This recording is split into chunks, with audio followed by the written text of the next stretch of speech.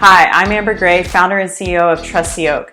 One of the mottos we have here at Trusty Oak is keep growing. It encompasses so much of what we do in different ways because we really are focused on growing businesses, we're focused on growing as professionals, and we're focused on growing in numbers because we feel that we have a great opportunity to serve our clients, especially because of the way we collaborate as a team. As we grow our team, a diverse skill set really does give us the opportunity to provide even more to our clients and to each other. In the line of the Keep Growing motto, one of the things that I personally focus on throughout the year, every year, is on learning and growing my understanding of how to grow my own business, but also how to help others that are looking to do the same. This video is going to talk about the books that I read in 2019, just a quick review of each one. The first book I read in 2019 was The Automatic Customer, Creating a Subscription Business in Any Industry by John Warrillow. When I first started Trusty Oak in 2015, I did have the idea to make it a subscription model, especially because other virtual assistant services were doing a similar thing. But when it came down to it, I couldn't really figure out how to make the process, develop my processes to work for a subscription-based business, so I ditched the idea. Then Dr. Chris Larson, one of our clients, recommended this book, and once I started listening to The Automatic Customer, things started to click. One, it's establishing future income so that it's increasing the value of my company. Two, my cash flow improves. The model brings stability to my finances. Overall, consistent commitments from our clients help us manage our resources better, our people, our availability, our products. And last, increased transparency around what you get each month actually helped improve client relationships. So if you're thinking about starting a subscription business or making your current business a subscription-based business, check out The Automatic Customer. Next up, The Pumpkin Plan, a simple strategy to grow a remarkable business in any field by Mike Michalowicz. I'm going to go ahead and tell you there's 3 books in this list that are by Mike.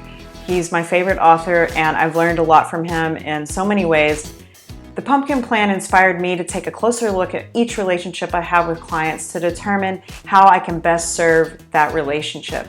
In some cases, it meant that they weren't necessarily the right fit for me and I wasn't the right fit for them. So this was a little bit of a painful process, as it can be when you're pruning, but it is something that I feel like gave us the opportunity to grow a lot more in 2019 because we were being more selective about who we worked with because we really wanted to focus on the ones we knew we could serve to grow and help the most.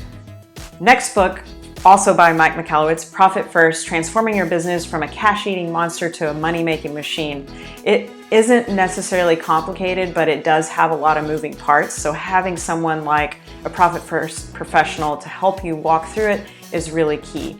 I work with Nancy Williamson of Williamson Advisors, and it has been really helpful to have somebody like that in my corner that understands the concept of it and isn't questioning why I'm following this guy's method. In a nutshell, what Profit First teaches is that you need to pay the owner before you start paying expenses. So kind of just flips the formula around a little bit so that you are getting paid before you're paying expenses. And if you don't have enough to pay those expenses, that's your business telling you you don't have the money to do this. I really like this kind of structure because I like being able to see signals of when things are going well or when they're not, and I don't always want to go by my gut. So this is a really good formula and process for me because it's very cut and dry and shows me what's okay and what's not in terms of my spending.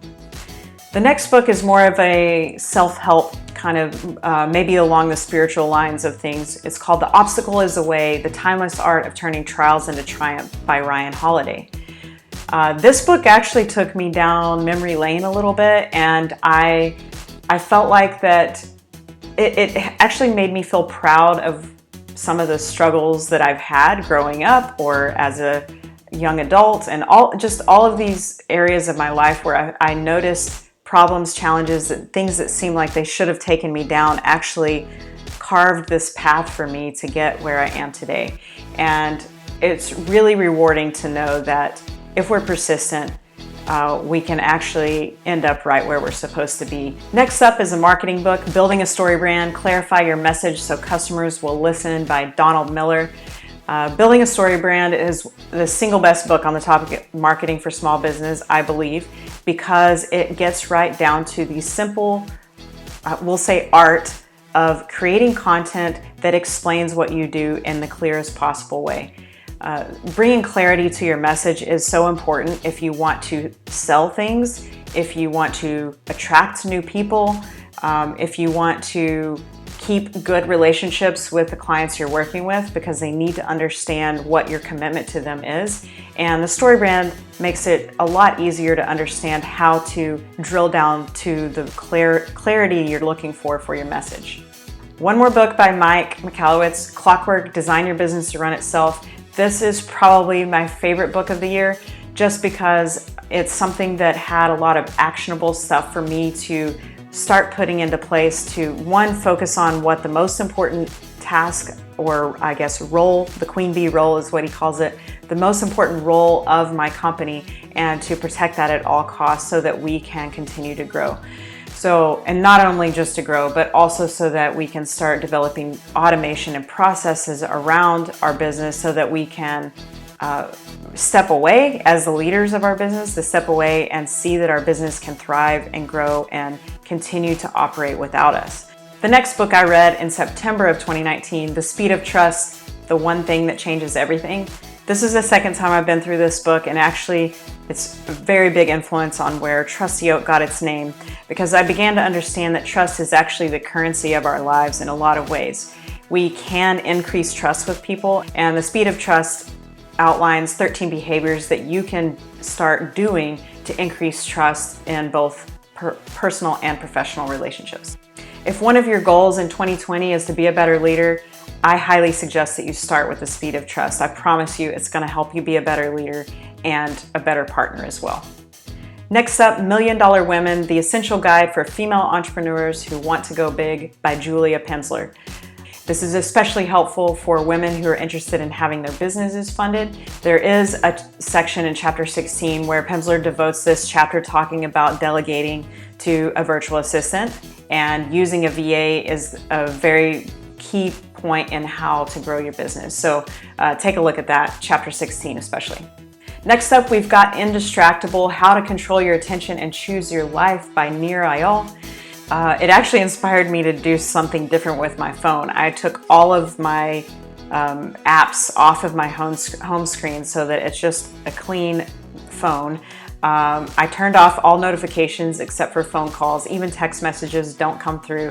So now when I want to check messages, I go to my phone, I process through my messages. I do it in a lot more efficient time, and I don't get sucked down a rabbit hole every time I pick up my phone to do something and see a notification. There's a lot more to it than just phone tricks and ways to reduce external triggers, most definitely. But if you're looking to get more focused in 2020, I highly recommend Indistractable. This one is by Michael Hyatt, Your WorldClass Assistant, Hiring, Training, and Leveraging an Executive Assistant. So his advice alone is highly valuable, but what I loved is that also his executive assistants from the team were providing tips throughout. So it was really interesting to see the different ways that people are approaching working with an executive assistant, kind of from both sides of things. So I think this is a good book for virtual assistants to read as well. If you're looking to serve high-achieving leaders and you want to know best practices for managing email, managing calendars, and generally how to communicate with the leader you're serving, I highly recommend this book. I think it's a good way to really jumpstart your work as an executive assistant or virtual assistant. Of course, I have plans to read even more books in 2020, so if you've got recommendations that you don't think I should miss, please post in the comments. I'd love to hear from you. Most of the topics I really like to focus on are productivity, business, and leadership, but I'm open to anything, so give me a shout if you've got a recommendation for me. I'd love to see it. There's an accompanying blog post with this as well if you're interested in checking out the details of that and getting links to the authors' websites, etc. Thanks for watching, and don't forget to keep growing.